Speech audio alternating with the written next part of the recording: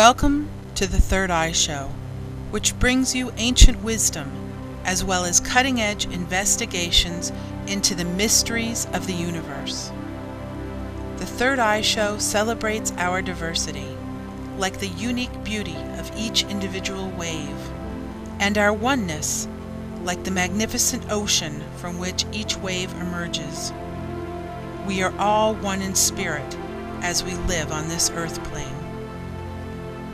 The third eye is said to be able to see into the spiritual and psychic realms.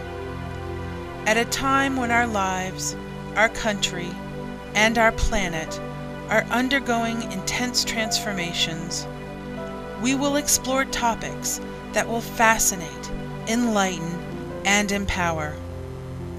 Join us as we witness the thrilling ways spirit manifests in our daily lives and the varied paths we choose to create heaven here on our earth. The Third Eye Show is created and offered in love and light. Did you know that your heart can think? In fact, science is learning that the heart may be a greater cognitive organ than the brain.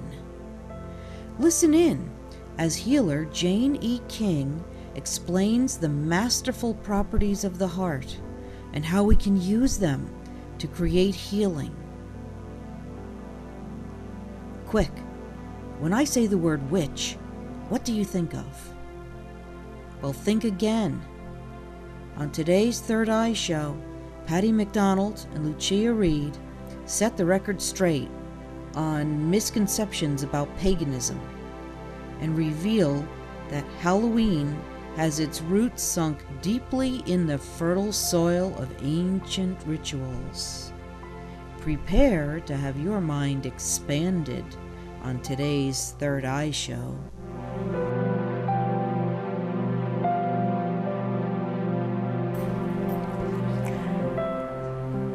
Hello, I'm Jane E. King.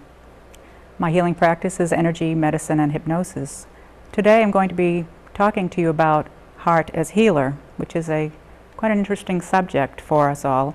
It's actually the subject of my practice and the way that I work with people in the healing arts. The use of my practice called energy medicine is a compassionate, hands-on healing practice where open-hearted, compassion, and empathy are key to successful healing on all levels.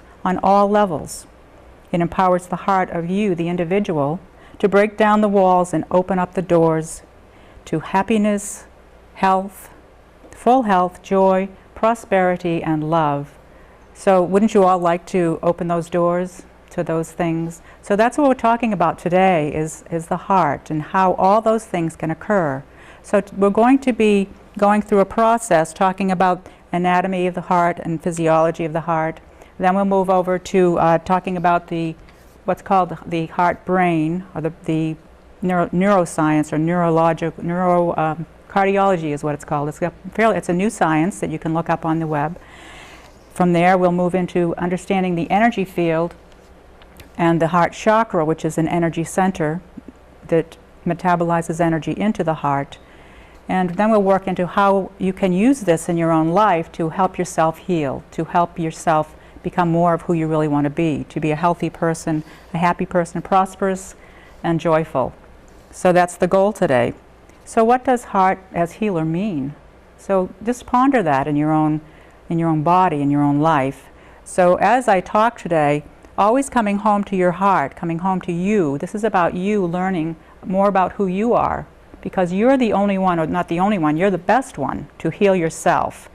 And that's what I do in my healing practice, is empower you, help you to come home into your own body, into your heart, into whatever's going on in your life, whether it's emotional, whether it's physical, whether it's spiritual, and help you to really connect in with that part of yourself that may be out of balance or not functioning the way you want. And so another question you might consider is, have you ever thought about the power of your heart to heal illness or disease or whatever's going on. So again, come home to yourself, think about what's going on in your life and your body. I know we normally go off and think about, oh, this will help so-and-so, and this will help my brother, or this will, help someone else. But the best thing for you to do during this program is to continually come home to yourself, continually come back to what's going on in my body when I talk about the heart, when I talk about the energy centers, when I talk about all the things we're talking about today. And here we have a nice model of a heart. Now this model is much larger than your heart, or unless you're a huge person. But the way you can figure your size of your heart is to take a fist, take your left fist would be best, and place it on your sternum, about where this diagram shows, and that's about the placement of your heart and the size of your heart. So it's quite a bit smaller than this model, and it'll give you an idea of what's going on in your body. So the blue here are the veins coming into the heart. The red are the arteries going out of the heart. So what happens is the blood comes from the body. Veins contain deoxygenated blood, which means there's no oxygen in the blood. The blood is deoxygenated blood is blue, pumped into the right atrium, into the right ventricle, and out into the lungs. When it reaches the lungs, it then exchanges the carbon dioxide, which has been brought up from the body. We could call that debris. I usually call it debris from the body, or stuff that the body no longer needs, and that goes back into the lungs and gets breathed back out, and the incoming oxygen then comes in the red. Comes back in into the left ventricle, left atrium rather. This is the left atrium. So the oxygenated blood comes from the lungs into the left atrium, into the left ventricle, and then out into the body. Oxygenated blood, nice bright red blood. So when you bleed, you're bleeding normally from veins, but I think that the blue is just a way of signifying that the difference between veins and arteries. So that's basically how the heart works. So it is a nice pump, isn't it? It's always keeping you alive. It's always pumping your blood, taking the old blood and bringing it out, carrying the old oxygen, the carbon dioxide coming out your out-breath, and then in your in-breath comes the clean, fresh oxygen into your bloodstream and the capillaries in your lungs, and that then gets moved into the heart, comes through the heart, and gets pumped from the left side all the way through your body. What a wonderful process. Now, who can control your heart? Nobody. Can anybody stop the heart from beating? No, you can't. It's run by the autonomic nervous system, which is an automatic process that's always working. But when you go to sleep, you're not thinking about what you need to do to keep your heart going or to breathe or anything like that. So the heart is run by the autonomic nervous system, physiologically pumping, always working. So there we have the heart anatomy. So think about that heart in your chest right now, and you might even stop and breathe and take a breath and check in with your heart. Where do you feel it pumping right now? Where do you feel your pulse? Some people can feel it in their hands, some people will feel it in their chest, you may feel it in your neck. Just relax into it. Where do you feel your heart beating right now? Just become aware of your beautiful heart and where it's pumping, where you might feel it on your wrist or wherever. And just begin to become aware of your own body. And the heart is the best place to begin, because that's where love resides. And it also is the organ, one of the organs. There's many organs that we need, but the heart really keeps us alive every day of our lives. From the moment we're born till the moment we die, the heart is always there. The next process I'm going to talk about is the heart-brain. This is a fairly new science. It's called neurocardiology, and you can look it up on the web. So this is within the mechanical apparatus of the heart. I'm going to just close her down right now so we can have a look at this nice giant copy of a heart. There are many other parts to look at, but that's the basics that I wanted to bring up today. So if we look at this beautiful heart, if you put your hand on your beautiful heart, you can see it's just a wonderful organ with all the arteries and veins running around it. So the heart-brain is a mechanical activity. Well, it resides inside this mechanical activity that was recently discovered as an actual heart-brain system, a whole system of neurological functioning, a science known as neurocardiology, research in this discipline shows that the heart is a sensory organ, not just a pump,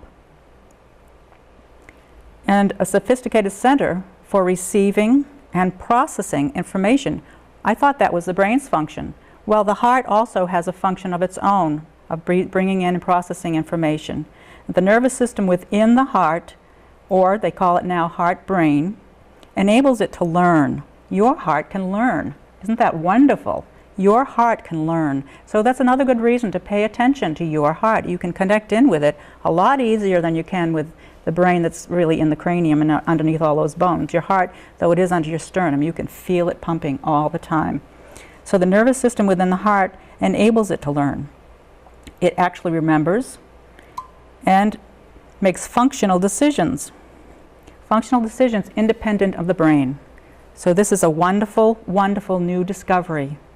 And science has demonstrated that the signals the heart continuously sends to the brain influence the function of higher brain centers. So the heart is actually running, in a way, the brain. The heart is actually sending signals to the brain.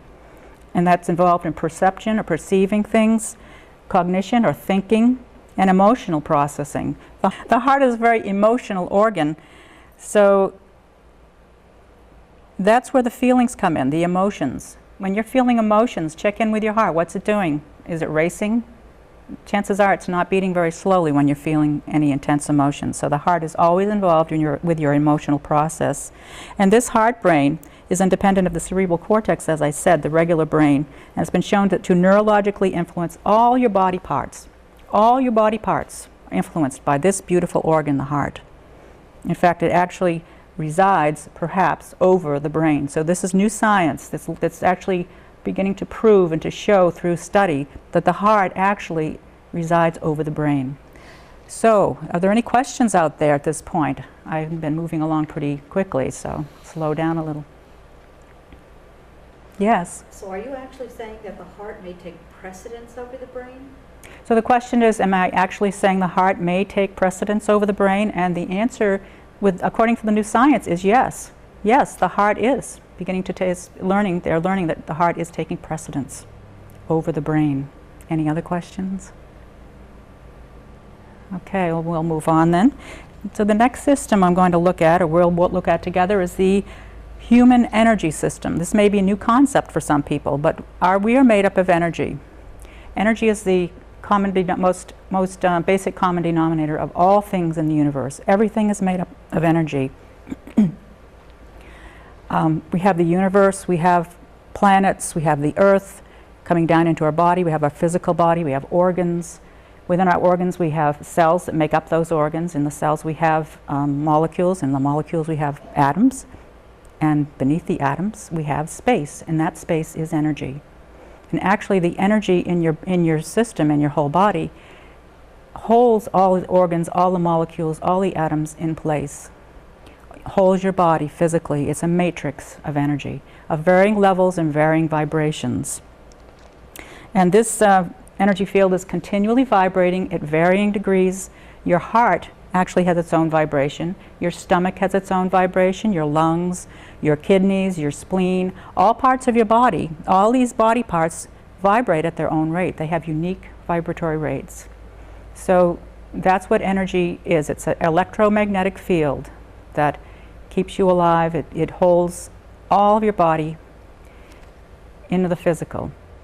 When an infant is born, or when actually during conception, as the fetus is being developed, the energy field is actually holding that fetus and growing with the fetus, holding it in place.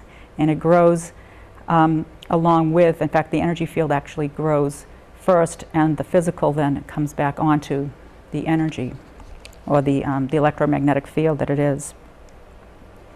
And so through this model, it's easy to conclude that any breaks or blocks or discomfort that happen in the energy system, because it is the lowest common denominator in your body, when you have breaks or blocks of energy clombed on, or energy breakages, then that could be, that can create illness and disease, or other psychological issues or spiritual issues in your body, or in your soul, or in your being.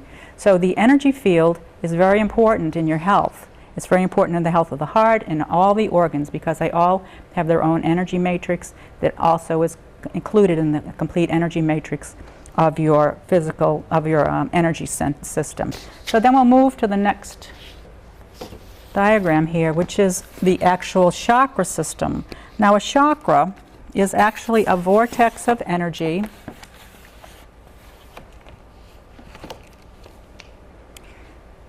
that whirls. Now this, what I'm going to show you, this is where your heart is. As you can see, the body, the spine. The green whirling energy, it's whirling like a tornado, and if it's a healthy energy center, the energy is whirling into, metabolized into the body, creating energy into the energy field. Now I didn't put the energy field on this diagram, but there's actually levels and layers of vibration that actually hold the body in its form, but it's a little too complex to show on one diagram, so I wanted to focus only on the chakras today. Now there's a thing called the right hand thumb rule. If you take your right hand thumb and put it into your chakra, the chakra clockwise for a chakra will be the direction the fingers go, so that's clockwise. That's a healthy chakra, bringing energy in from the universe into your body. Now if there are many different configurations of a chakra that is out of balance. It can be going counterclockwise, it can be closed, it can have there's different smaller vortexes within the chakra that can have things going on with them. Can be disconnected from the vertical power current. So here we have the heart chakra has a front aspect and a back aspect. They come in the middle and they're rooted in this vertical power current that goes from the root through all the other chakras all the way out to the crown. This is kind of fine. I don't know if you can see that, but it's a golden light, white light. So down here in the root, which is red, connects us to the earth and the red molten core of the earth. Moving up, you can see that this is a rainbow, so this is the actual colors of the rainbow. And why are the colors different? Because the vibration increases from red up to gold or white.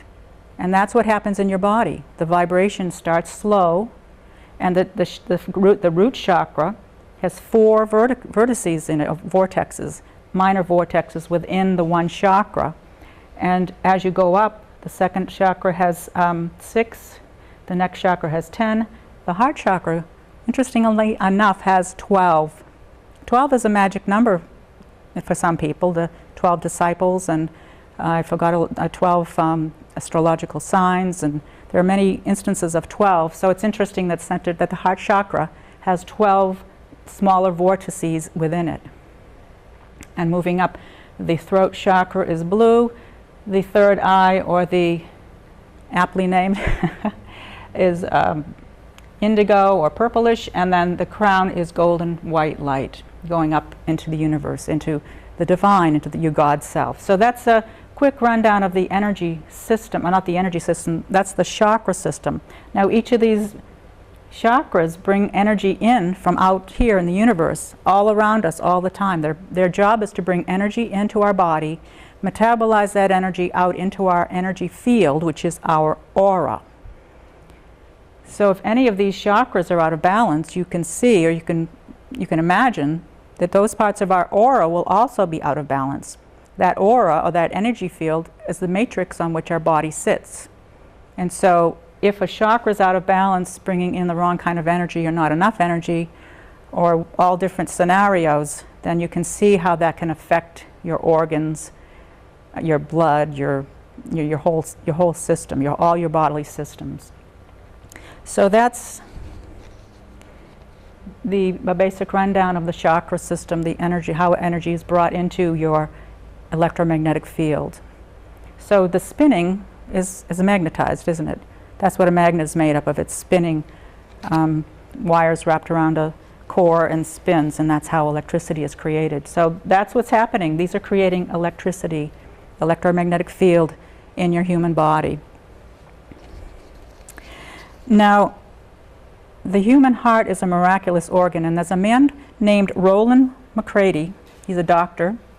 He's director of research at the Institute of Heart Math, and you can go to heartmath.com to get more information on that. And he states that the heart generates the body's most powerful and most extensive rhythmic electromagnetic field, and compared to the electromagnetic field of the brain that the brain produces, the electrical component of the heart's field is 60 times greater than that of the brain in amplitude.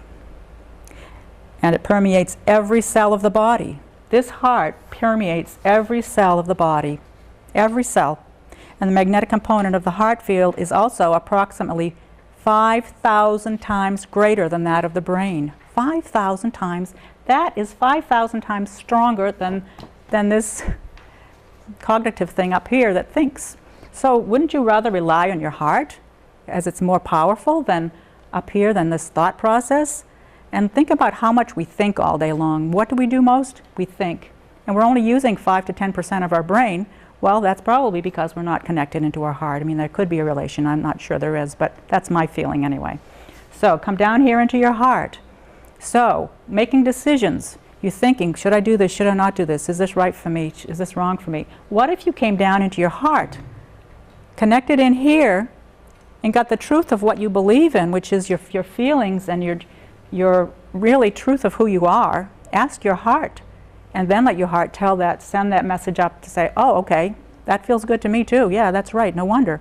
Come down into your heart. The more you stay with your heart, the clearer and the happier you will become, because the heart has all these things going for it that we just talked about. And so the heart's electromagnetic field is metabolized by the heart chakra, as we just discussed. So the energy field of this field is 5,000 times greater than the electromagnetic field of the brain, is metabolized by these whirling vortexes of energy, bringing energy in from out here. Well, everyone has access to that energy, don't they? I mean, we don't have any say over who gets how much energy. How do we know? Because your body's calling for it. Your body's calling for it. Well, what happens if this is blocked? What if this isn't working? What if a part of this is blocked? You can see what happens. It blocks something in the heart. It blocks your emotions. You may be stuffing your emotions. You may be not able to express yourself. You may be holding grudges. You may be unable to forgive somebody or unable to forgive yourself for something. There's all different reasons for, or things that happen when your heart chakra is closed. Now, you have a back part of, aspect of your heart chakra as well. This is the loving part. Now, this is a will center, a pushing, more of a will. So these are will centers. These are mental centers, and these are feeling centers. Sorry, feeling centers, yes, down below. So that just sort of breaks down the different chakras in a little bit different way.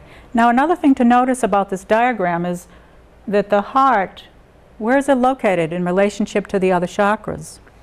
Well, there's 1 chakra, 2 chakras, 3 chakras. So this is the 4th, 5th, 6th, 7th. Well, where's the middle? 1, 2, 3, 4. 1, 2, 3, 4. The heart. The heart is in the middle. It's the center. Doesn't that make sense after all we've said? Isn't that amazing? I just love it. I love the human design. It's just so amazing.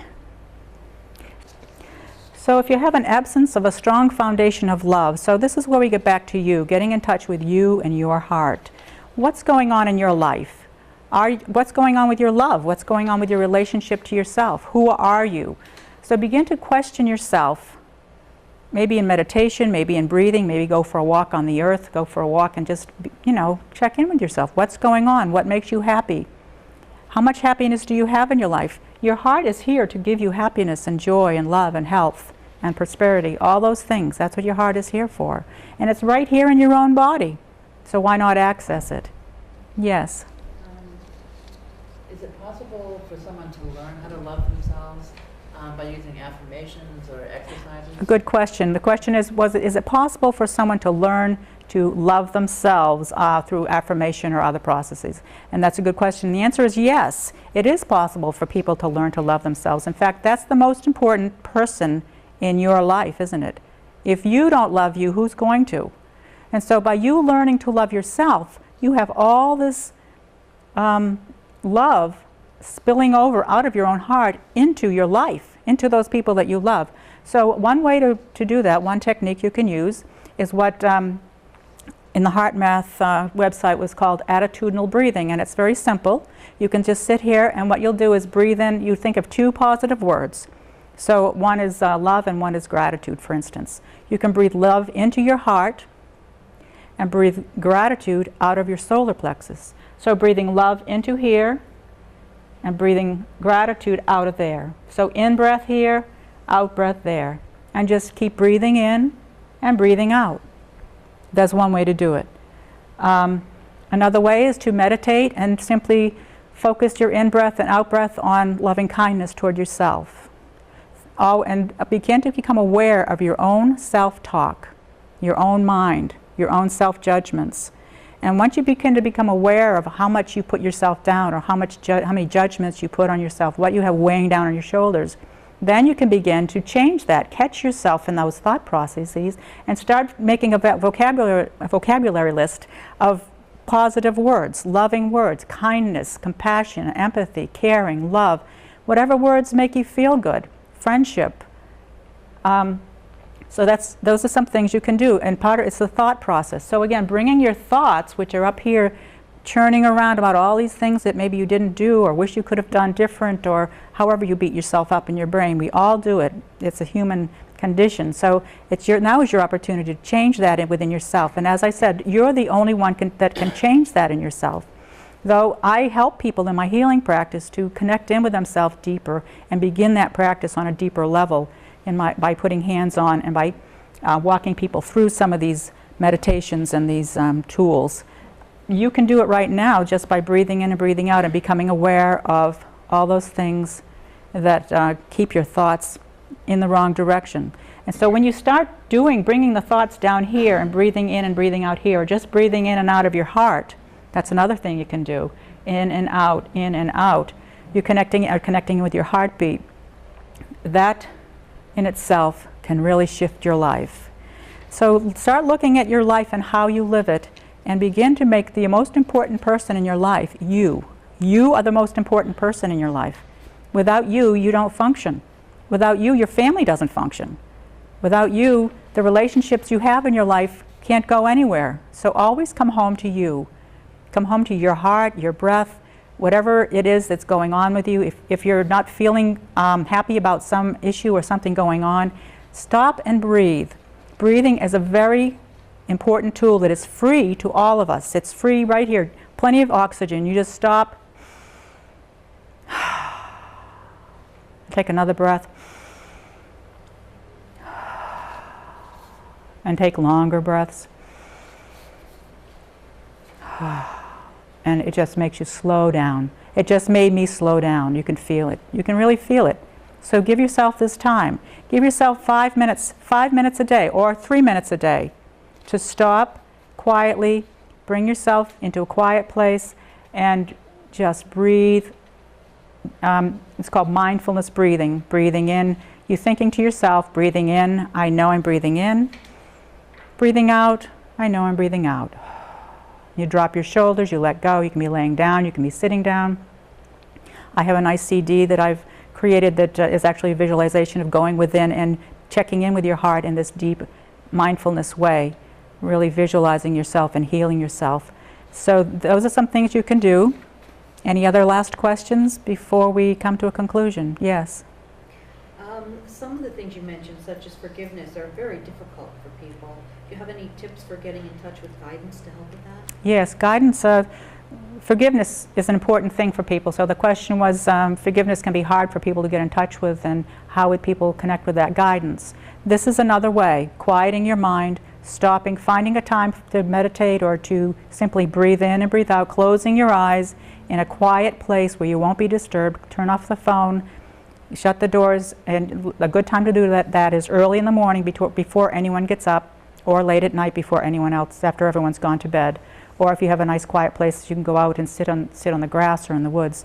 So yes, getting in touch with your forgiveness, that's a very important piece to think about. All the things, forgiveness is a very, very important piece of healing. So breathing in and breathing out. So forgiveness can be a word that comes in and out, or it can go out. So forgiveness can be one of those words to connect in. So I'd like to thank the Third Eye Show for giving me this opportunity to talk about my passion and my love and heart and healing. And love is the most important thing in the world. It's the most important and strongest vibration. Even though the heart is in the center of the body, it's the highest love, the emotion, is the highest vibration on the planet, in the universe.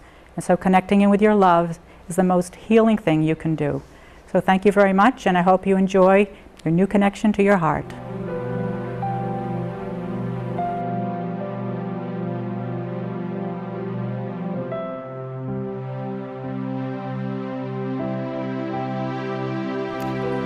Well, in October, we bring in the harvest, and we also celebrate our ancestors, those who've gone before us.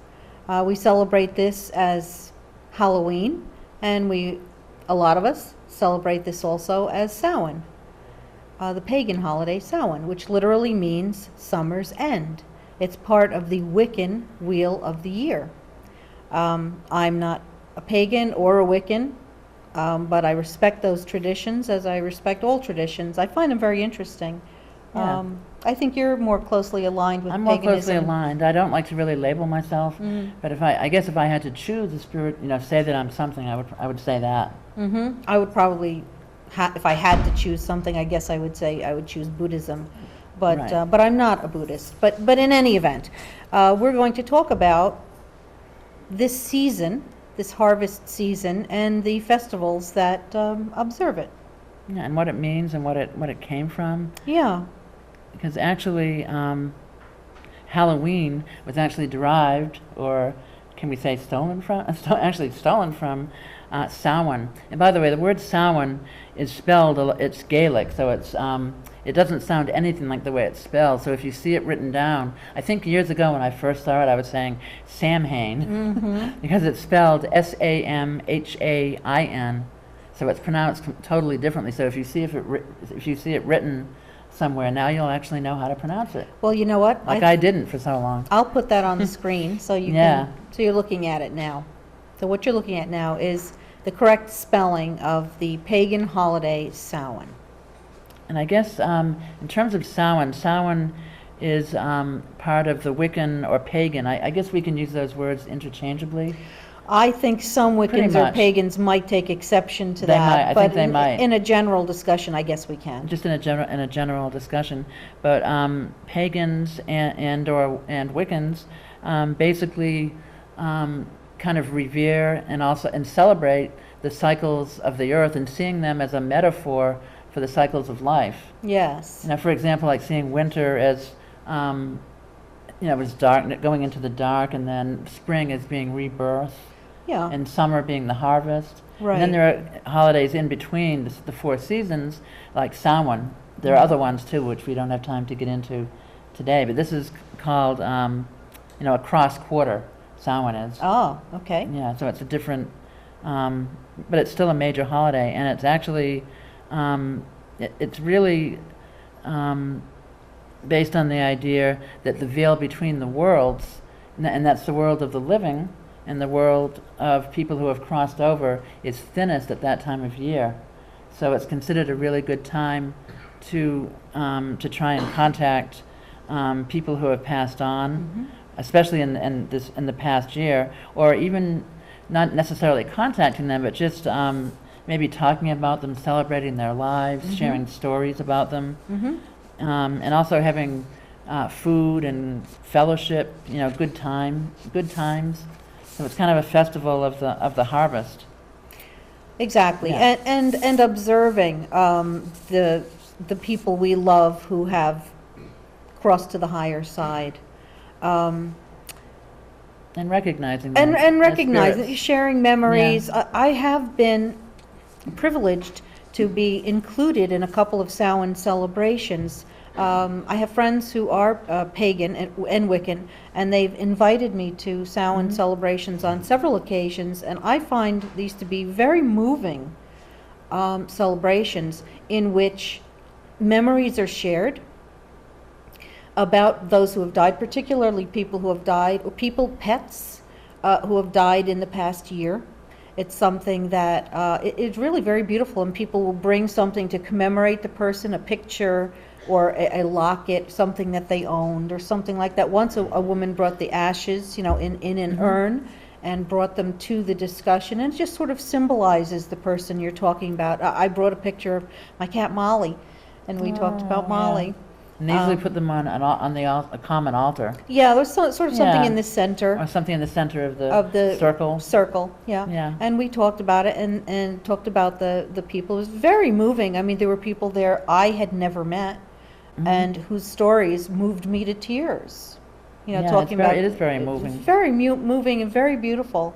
And then there's a prayer, a meditation for world peace, to raise the vibration of the planet, all totally positive, very beautiful. And then food and fellowship, sort of a potluck party, a festival of the harvest, to celebrate the harvest. So the Samhain celebrations that I have attended have been very moving and beautiful. I don't want to call them, I guess they were ceremonies. I mean, the first part of it is usually, or the ones that I have attended have been, I guess, maybe a ritual or a ceremony type thing. And then afterwards it's a socializing and Sort of a party. breaking bread. Kind of a And party divination. thing. Divination. Yeah. Giving each other readings, that sort of thing. Yeah, so it's really a very, it's not really the way people, I think, sometimes conceive of it as being something dark and scary. Not at all. It's really not. No. That's not how it started And we are going to off. talk about that, but let's talk about Samhain a little bit. For example, the colors that we associate with Halloween or with Samhain are black and orange. Well, that's not accidental. Not at all. The color black symbolizes death, which is part of the observing the time when the veil between the two worlds is thinnest, when we can communicate with those who've passed. And orange represents the harvest. That's what actually makes perfect sense. Makes perfect sense Yeah. that those colors would be the ones that are used. And of course, there are also the colors that are used in Halloween. Right, It's sort of, carried over. right. So now, how could we know that that time of year, the end of October, is the time when the veil between the worlds is thinnest. And parenthetically, I would think that anyone born at that time of year might have a special affinity for mediumship. I'm only guessing, but I would think that makes sense. Or psychic work. My mother was born on October 30th, and I have a friend who was born around that time. And the other thing that's interesting is that during the time of Halloween, actually the sun is in Scorpio, which is a water sign and associated with transformation and deep emotional work and psychic work. There you go. So it's all of a So piece. it's all of a piece. It's not, there's no accident there. There's no accident. Yeah, so that is interesting. So if we wanted to do some divination or spirit communication during that time of late October, what vehicles might we use? I think sometimes people, or at least at rituals that I've been at, have used tarot cards or other divination cards, and also something called a scrying mirror. That's SCRYING, and it's actually a mirror that's black, and it's said that you can if you light candles around that you can see into that mirror, that you start to see images in the mirror. It's very cool. Yeah, but you sort of have to let your eyes go into a very soft focus and really concentrate. And there are other things that people do too, like sometimes they'll say if you hold it in front of you and then look over your shoulder, that you can see the person that you'll marry. But that's not usually done at Samhain, but Right. yeah, so it's just an interesting thing. I guess it can be used in the same way that a crystal ball would be used. Yeah, I would Yeah. think it's just a point of focus. You could probably look into a bowl of water or a candle flame and achieve the same thing. Absolutely, yeah. So again, it's a good not- time of year for any type of work of that type, for scrying, for divination. Meditation, just Meditation, meditating. paying attention Yeah. to your dreams, particularly dreams of people you've loved who have passed, or of pets who have passed. Absolutely. This is the time when you might find that you're dreaming about them more, and it'll be no accident, because this is a time when it's easiest for them to contact you.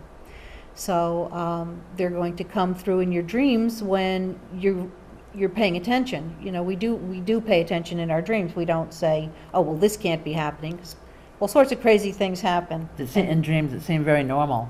Where Yeah. if they happen in real life, we'd be like, what? That's kind of odd. Yeah, or we Yeah. would just discount it. Yeah. Oh, you know, okay, so I smelled my might. mother's perfume, but there must be some logical explanation. In a dream, you smell your mother's perfume and then you see your mother and you realize that she's there. Yeah. And you accept it. So they do come through to us in dreams, and probably more during that time of year than any other time. I think it's probably easier yeah, around that time. for them to reach us.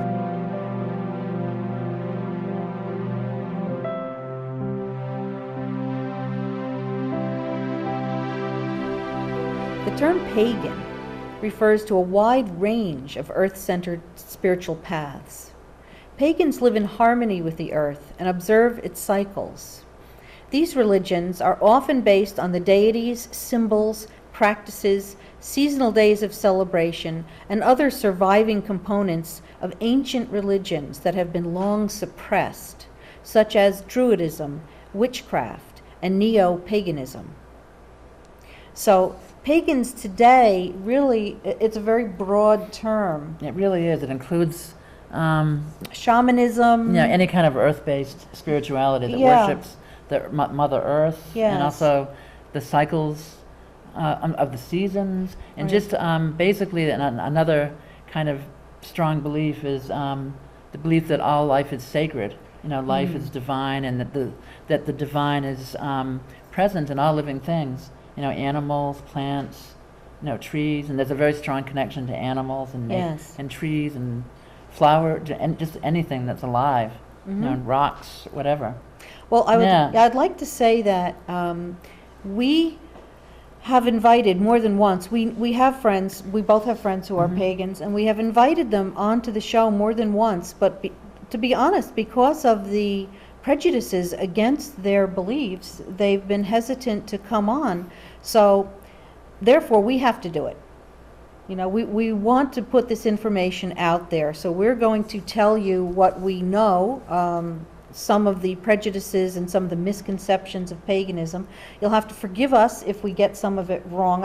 I think we've got this pretty much right. Yeah, well, I'm sort of a pagan, and I used Okay. to consider myself one, and then I decided I didn't really want a label. So I guess I'm You're going to sort be of a pagan. You're But, going to certainly know more Yeah. about this than I do. and I don't mind coming out of the closet. with Yeah. that. I understand that some people do, and I Yeah. really understand why, because Yeah. people get harassed. I mean, They're so vilified. yeah, and even people get, I've heard of people being very concerned about people where they work finding out that they'll think that they're Yeah. casting evil spells. Yeah, so we want to So there's talk so about many, some of that stuff. Myths that are totally untrue. Well, let's talk about that. You mentioned Yeah. spells. Now, what's the story with spells? You mean that pagans are not concocting spells to control people? Yeah, I or- think that's a huge misconception, and I think that's the thing that's often sensationalized in movies or in television Yeah, shows. yeah. And Wiccans or pagans do spells, and basically all that is moving energy.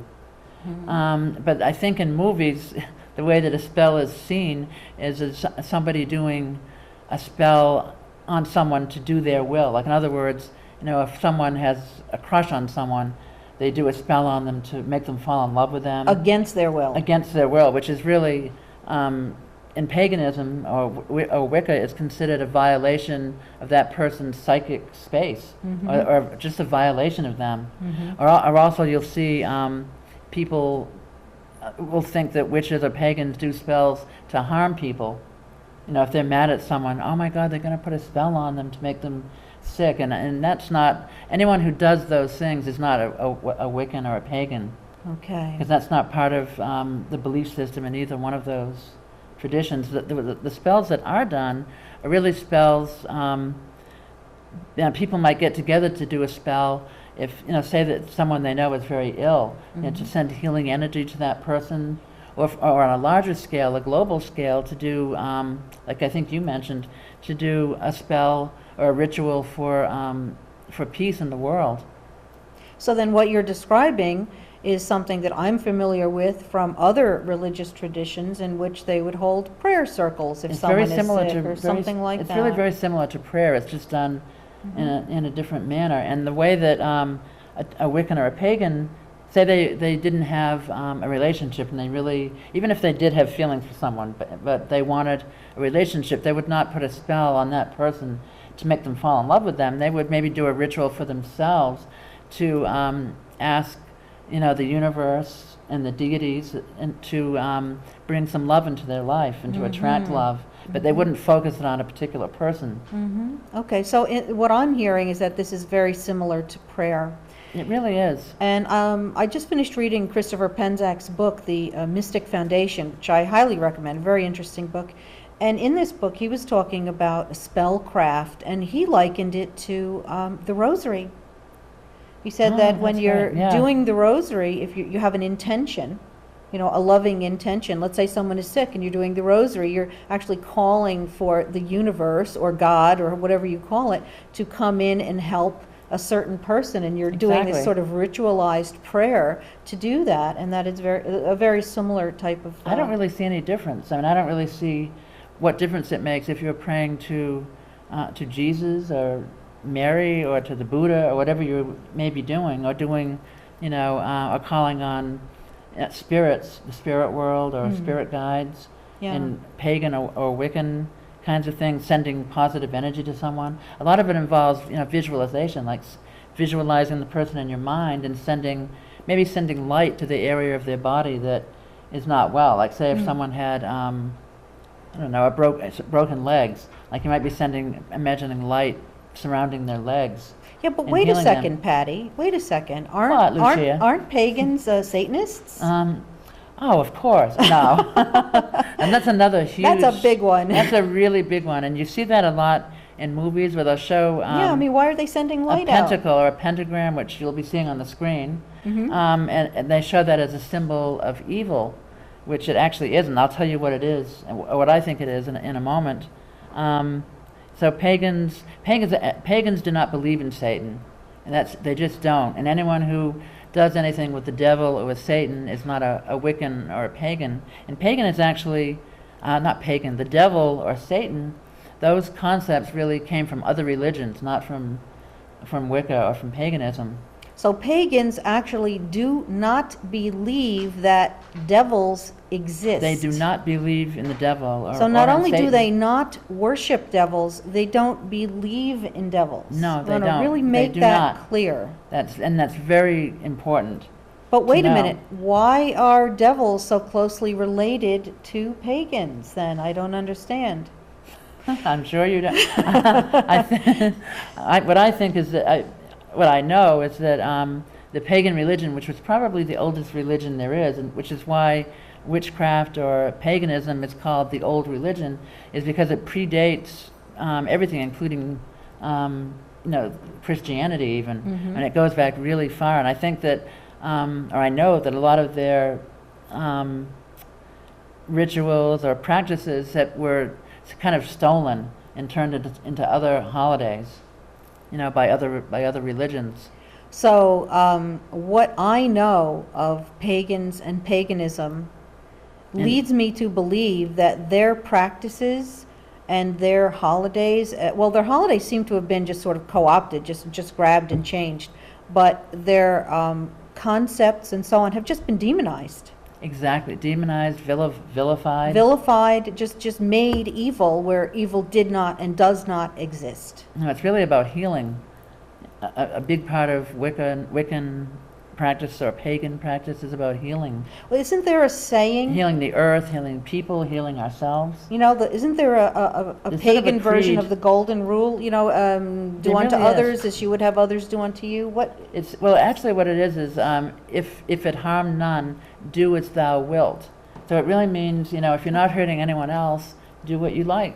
Okay, so But it's the saying main don't thing hurt is other people. Do not then. hurt other people. I mean, and so it's really Okay. live and let live. That's kind of what it means. Live and let live. And that's kind of a really big credo with that. Okay, so they're not turning people into frogs or trying to poison someone's well or any of that stuff. No, That and does the- not happen. And the black cats are not associated with. please. I mean, a lot of pagans and Wiccans are very connected to animals, as are a lot of other people who aren't pagans. No, I'm not pagan. I've got a house full of cats. And really feel a strong connection with their animals.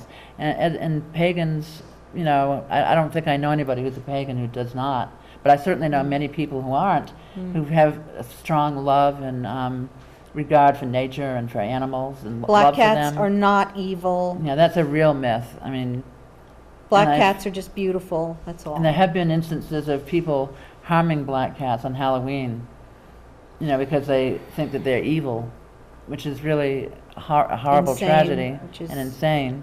insane and horrible.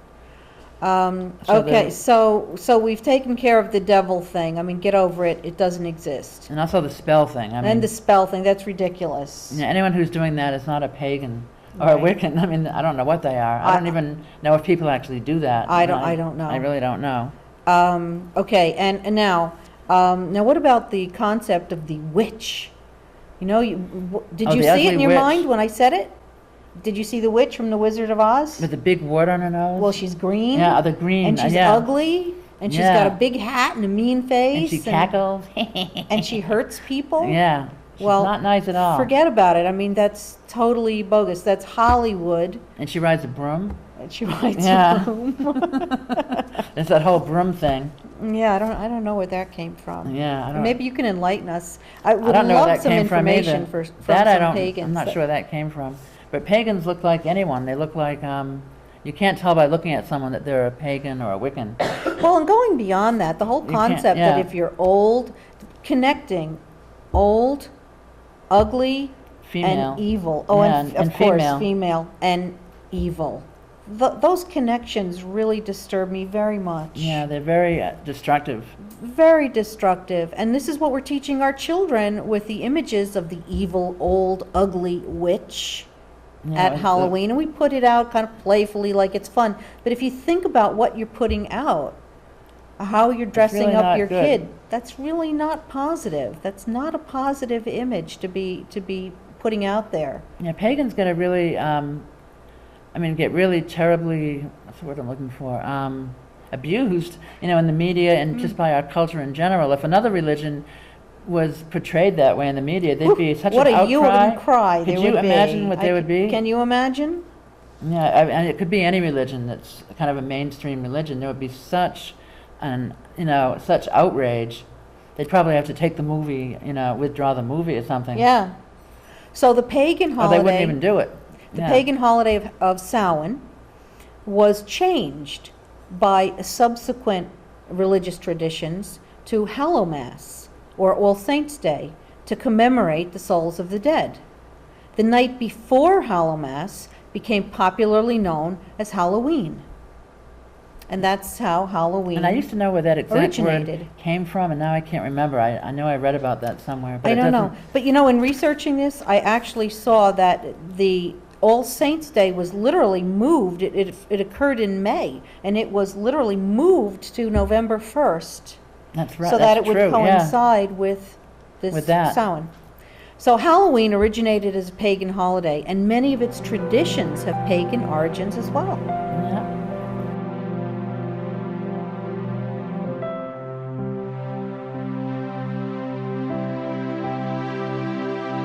Okay, so some of the things that we do now to celebrate Halloween are really evolved from pagan things like trick or treating, where usually kids, wear costumes and go from door to door, asking for candy and other treats, and that really comes from a Celtic period when it's thought that the souls of the dead were out roaming around, along with the fairies and witches.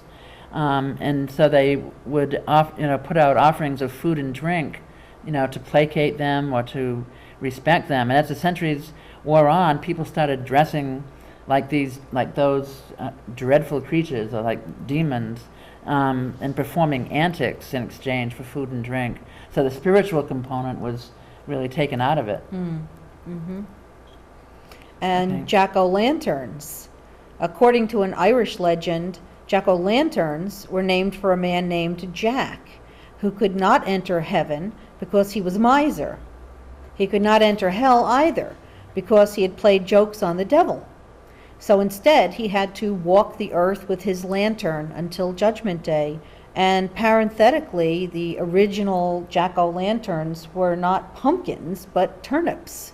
Because the turnips grow very well in Ireland. Yeah, imagine that a turnip. Anyway, and also the bonfires were very important to the Celtic people, to the Celts, as it was to all early people. And they lit bonfires to scare away evil spirits because they believed that light had power over darkness. And I don't know how much. Well, I guess that's still done a little bit. I guess. And even bobbing for apples. Yeah, that comes from just to that get too. into that very quickly, the apple was originally used in a divination ritual. I won't go into the whole ritual, but it was, the whole idea of bobbing for apples was originally a divination ritual. So these traditions that we all enjoy at Halloween have another origin, and I think that we should respect that. We should be aware of it, and we should respect that as well. I think it should be honored. And respect Yeah. the people who follow those ancient paths, rather than demonizing them and just making up terrible things about them. We should understand what they're really about and have some respect. And have fun. Have fun, And have have fun. tolerance, and have a good time. Yeah, and live and Yeah. let live. Live and let live. Yeah, the most important thing. Yeah, so happy Halloween. Yeah, enjoy. Enjoy Samhain.